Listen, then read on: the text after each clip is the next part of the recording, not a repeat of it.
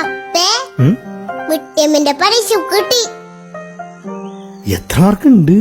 Mark പറയാൻ പറ്റേ. ടീച്ചറെ അപ്പനെ വിളിച്ചിട്ട് വരാൻ പറഞ്ഞു. അതെന്തിനാ ഞാൻ വന്നെ? അപ്പക്കറിയാലോ ഞാൻ പഠിക്കുന്ന കുട്ടിയാണ്.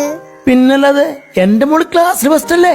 ആ എന്താ ടീച്ചറെ എല്ലാ പേപ്പറിലും മൊട്ടിട്ടടക്കണപ്പേ.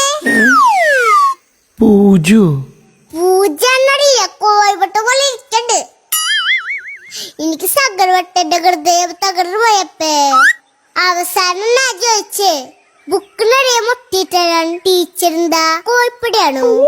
അയ്യോ അപ്പൊ ടീച്ചർക്ക് ദേഷ്യപ്പെട്ടപ്പേ ടീച്ചറിന്റെ ബുക്ക് വാങ്ങിച്ചിട്ടേ ഒരു വലിയ കോഴിമുട്ട കൂടി വച്ചിരുന്നു. എന്നിട്ട് പറയണേ വീട്ടിൽ രണ്ട് പുഞ്ഞു തിന്നാളാണ്. ടീച്ചർ കൂടെ വിചാരിണ്ട് ഞാൻ മണ്ടിയാണ്.